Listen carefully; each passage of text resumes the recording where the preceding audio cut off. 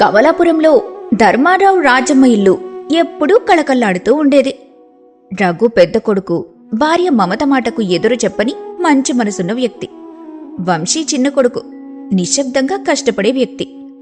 కాని పెద్ద కోడలు మమత అడుగుపెట్టాక ఆ ఇంట్లో ప్రేమల కంటే అధికారాలకే ప్రాధాన్యత పెరిగింది. మమత తన పుట్టింటి కోట్లు మేడల గర్వంతో ఇంటిని తన కాలి కింద ఉంచుకోవాలని చూసేది. ఆ ఇంటి చిన్న కోడలు శ్రావణి సహనం, ప్రేమగల వ్యక్తి. శ్రావణి, ఆ ఫ్రిడ్జ్లో ఉన్న పాలు తీసుకుని నాకు చిక్కటి పాలతో మంచి కాఫీ కలిపి తీసుకొనిరా. నాకు బుర్ర పగిలిపోతుంది తలనొప్పితో. అయినా నీకు పని చేయటం చేతకాదు. మా పుట్టింట్లో అయితే ఇలాంటి పనులకి 10 మంది పనివాళ్లుండేవారు. ఇక్కడ ఈ పల్లెటూరింట్లో పడి నేను నా జీవితాన్ని నాశనం చేసుకుంటున్నాను. అక్క, అత్తయ్యగారికి కొంచెం ఒంట్లో బాలేదు. అందుకే వంట కూడా నేనే చేస్తున్నాను. భోజనాల సమయం అవుతుంది. మా అమ్మగారు, బావగారు అందరూ వచ్చే సమయం అవుతుంది. నేను కొంచెం సేపట్లో మీకు కాఫీ కలిపిస్తానక్క. అయినా పనులన్నీ నేనే చేస్తున్నాను కదక్కా. మీరెందుకంత విసుక్కుంటున్నారు? నోరు మూయ్ శ్రావణి. నీ స్థాయేంటి, నా స్థాయేంటి? నేను కోట్ల కట్నం తెచ్చాను. ఈ ఇంట్లో గాలి కూడా నేను చెప్పినట్టే ఆడాలి.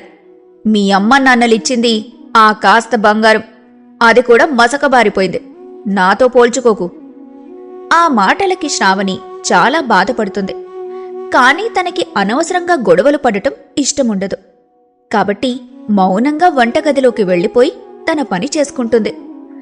అప్పటికే ఇంటికొచ్చిన తమ మామగారు ధర్మారావు ఇంటి బయట నుండి ఇదంతా విని తన భార్య రాజమ్మతో ఇలా అంటాడు. రాజమ్మ, చూస్తున్నావా ఆ పెద్ద కోడలు ఎంతగా కసురుకుంటుందో చిన్న కోడలి పిల్ల మీద? శ్రావణిని ఒక మనిషిలా కూడా చూడడం లేదు. ఇదా మనం నేర్పిన సంస్కారం? మనం మరీ సంస్కారం లేని పిల్లని కోడలిగా తెచ్చుకున్నాం. పెద్దవాడు కూడా పెద్ద కోడలు ఆడించినట్టు ఆడుతున్నాడు, పాడింది పాడుతున్నాడు. వాడికి సూటిగా చెప్పలేకపోతున్నాం. ఏం చేద్దామండి? రఘు ఆ మమత మాటంటే వేదమనుకుంటాడు. మనం ఏమన్నా అంటే మా నాన్నగారు కోట్ల ఆస్తి ఇస్తున్నారని మమత విర్రవీగుతుంది. ఈ ఇంటి శాంతి కోసం భరిస్తున్నాను. పక్కనే ఉన్న జమీందారు గారి పెద్ద కోడలు మమత కన్నా చాలా ఆస్తిపరురాలు. కాని అందర్నీ సమానంగా చూస్తుందండి. అలా కొన్ని రోజులు గడుస్తాయి. కాని మమత తీరులో ఏ మార్పు ఉండదు. అదే అహంకారం, అదే పొగరు తన పుట్టింటి ఆస్తి చూసుకొని.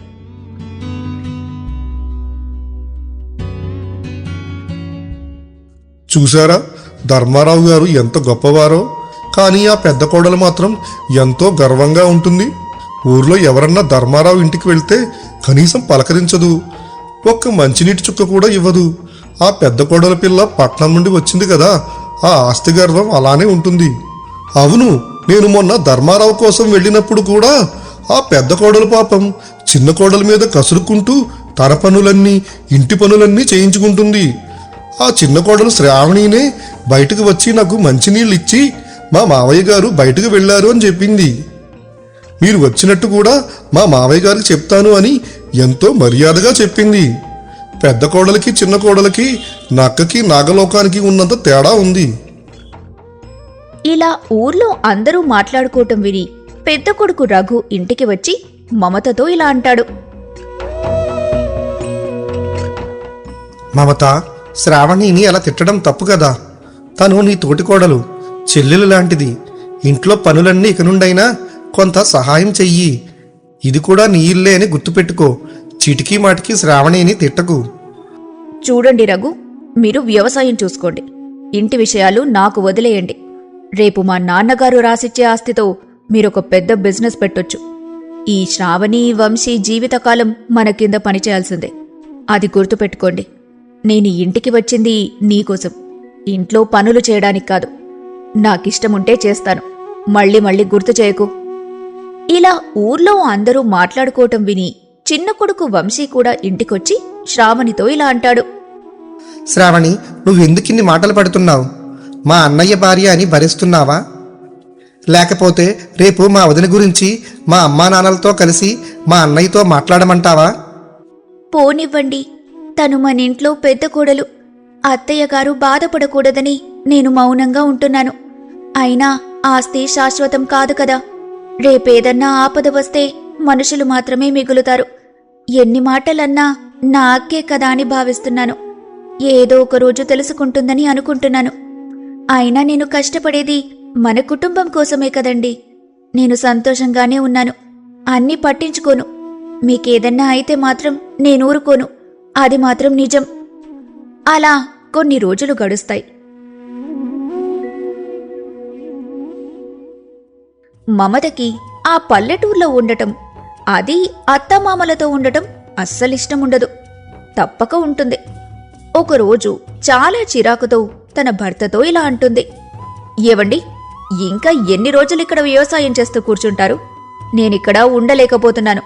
మా అన్నయ్యను మా నాన్నని అడిగి నా ఆస్తి వాటా ఇచ్చేయమని చెప్తాను. మీరు దాంతో ఒక ఫ్యాక్టరీ పెట్టండి, బాగా సంపాదించండి. నన్ను పల్లెటూరు మనుషుల మధ్య నుండి దూరంగా తీసుకెళ్ళిపోండి. ఇప్పటికిప్పుడు ఆస్తిలో వాటా ఇమ్మంటే మీ అన్నయ్య మీ నాన్న ఒప్పుకుంటారా అసలు? పోనీ ఒకవేళ ఇస్తే ఫ్యాక్టరీ పెట్టి లాభాలు రావడానికి కొంచెం సమయం పడుతుంది. నీ ఆస్తి వాటా నీకు వచ్చే వరకు నేను ఈ వ్యవసాయం చేసుకుంటాను. మీకు కావాల్సింది నా ఆస్తిలో వాటానే కదా. ఈరోజే మా అన్నయ్యకి కాల్ చేసి అడిగేస్తాను. ఇంకా ఆలస్యం చెయ్యను అని తన ఫోన్ తీసుకుని తన అన్నయ్యకి ఫోన్ చేస్తుంది. ఎన్నిసార్లు చేసినా ఫోన్ రింగ్ అవ్వదు. సరే అని తన తండ్రికి ఫోన్ చేస్తుంది. రింగ్ అయినా ఎవ్వరూ ఫోన్ ఎత్తరు. ఇలా రోజూ కాల్స్ చేస్తూనే ఉంటుంది. కాని ఎవ్వరూ రెస్పాండ్ అవ్వరు తన కాల్కి.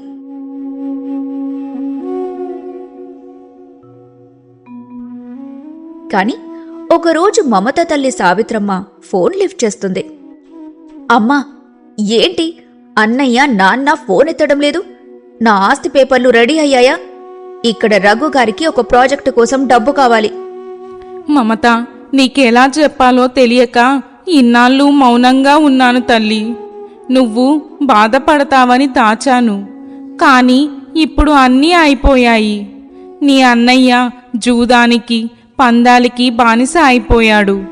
నాన్న సంపాదించిన ఆస్తి, మేడలు, పొలాలు అన్నీ అప్పుల వాళ్ళు స్వాధీనం చేసుకున్నారు. ఇవాళ మమ్మల్ని రోడ్డు మీద పడేశారు మమత. అమ్మా, ఏమంటున్నావు? మన ఆస్తంతా పోయిందా? మరి అన్నయ్య ఎక్కడా? నాన్న నా ఫోన్ ఎందుకు ఎత్తడం లేదు? నాకెందుకు ఇన్నాళ్ళు ఈ విషయం చెప్పలేదు? నీ అన్నయ్య మీద పోలీస్ కేసు అయ్యింది తల్లి. మోసం చేసి అప్పులు చేశాడని పోలీసులు తీసుకెళ్లారు. నాన్న ఈ అవమానం భరించలేక మంచం పట్టారు. నీకు ఒక్క రూపాయి కూడా ఇచ్చే స్థితిలో మేము లేము. మమ్మల్ని క్షమించు తల్లి. అమ్మా, వాడలా జూదాలాడుతుంటే మీరేం చేస్తున్నారమ్మా? నాన్న మందలించకుండా ఏం చేస్తున్నారు వాణ్ణి? ఇప్పుడు నేను నా భర్త ఆ ఆస్తి మీదే ఆశలు పెట్టుకుని బతుకుతున్నాం. నన్ను మీరందరూ కలిసి నట్టేట ముంచేశారు. మీ నాన్నేం చేస్తారు తల్లి? మిమ్మల్నిద్దరినీ ఎంతో వైభవంగా పెంచాము.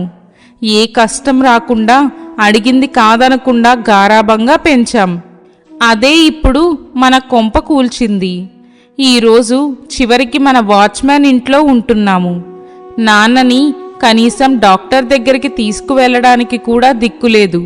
నన్ను క్షమించు తల్లి. మమత ఫోన్లో ఈ నిజం వింటుండగా గదిలో ఒక మూలన నిలబడి రఘు ఆ మాటలు వింటాడు. తమ ఎదుగుదలకు ఆధారమైన మమత పుట్టింటి ఆస్తి పోయిందని, వాళ్ల అన్నయ్య జైలుకు వెళ్లాడని తెలియగానే రఘు తట్టుకోలేకపోతాడు. ఏమిటి మమత, అంతా అయిపోయిందా? మన భవిష్యత్తు కోసం ఎన్నో కలలు కన్నాం, ఎన్నో ఆశలు పెట్టుకున్నాం. నువ్వు ఎంతగానో ఎదురు చూశావు నీ పుట్టింటి ఆస్తి కోసం. ఇంకా వాళ్ళ దగ్గర ఏముంది మనకు ఇవ్వడానికి అని గుండెలు పట్టుకుని అక్కడే పడిపోతాడు.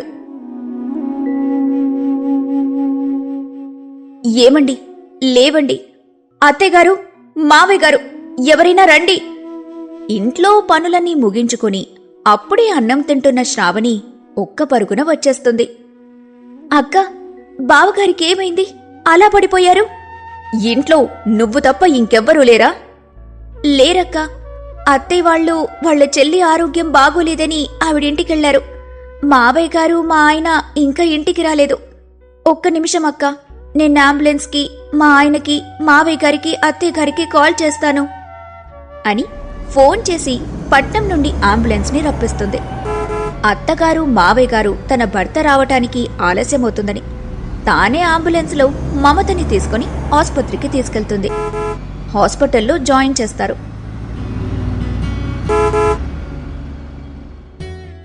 ఆసుపత్రిలో రఘు పరిస్థితి సీరియస్గా ఉంటుంది.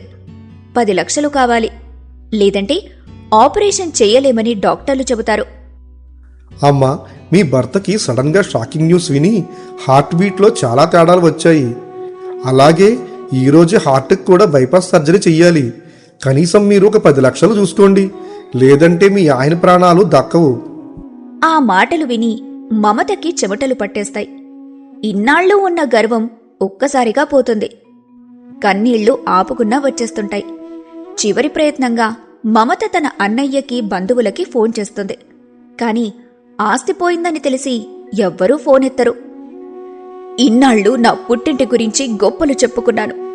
ఇవాళ నా భర్త ప్రాణాలు కాపాడుకోవడానికి ఒక్క రూపాయి కూడా ఎవ్వరూ ఇవ్వడం లేదు. నా గర్వం నా కళ్లను కప్పేసింది. అక్క, ఏడవకు. ఇదిగో ఈ బ్యాగ్ తీసుకో. ఇందులో నా పెళ్లికి మా అమ్మ నాన్నలిచ్చిన నగలు, నా దగ్గరున్న ప్రతి పసిడి ముక్క ఉన్నాయి. వీటినమ్మి బావగారికి ఆపరేషన్ చేయించు. శ్రావణి, నిన్ను నేను చీపురు ముక్కలా చూశాను. నీ పుట్టింటిని హీనం చేశాను. నా అజమాయిషీతో నిన్ను ఎన్నో కష్టాలు పెట్టాను. అలాంటిది నా కోసం నీ నగలు ఇచ్చేస్తున్నావా? ఇవి నీ పుట్టింటి జ్ఞాపకాలు కదా? అక్క, పుట్టింటి జ్ఞాపకాలు నగల్లో ఉండవు, గుండెల్లో ఉంటాయి. తోటికోడలంటే ఒకే ఇంట్లో గొడవపడే శత్రువులు కాదక్కా. ఒక నాణానికున్న 2 బొమ్మలు. నీకు కష్టమొస్తే నేను చూడలేను. ఆస్తులు పోతే రేపు మళ్ళీ వస్తాయి. కాని బావగారు కోలుకుంటేనే ఈ ఇల్లు నిలబడుతుంది. వెళ్ళి ఆపరేషన్ ప్రారంభించమని చెప్పక్క. ఆపరేషన్ విజయవంతమవుతుంది. రఘు కోలుకొని ఇంటికొస్తాడు.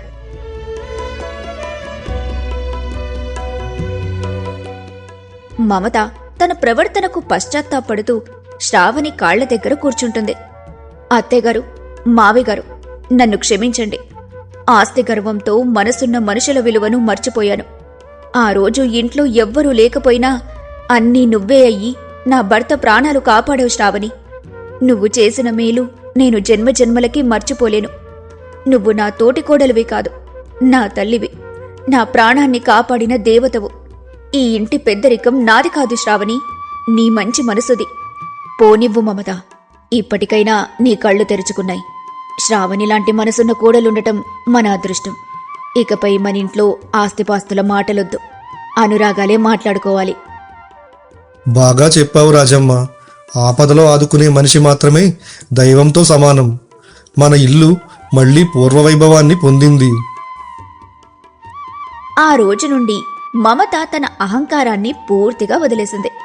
శ్రావణిని తన సొంత చెల్లిలా గౌరవించింది. గ్రామస్తులు కూడా ఆ ఇంటి కోడళ్ల ఐక్యతను చూసి ముచ్చటపడ్డారు.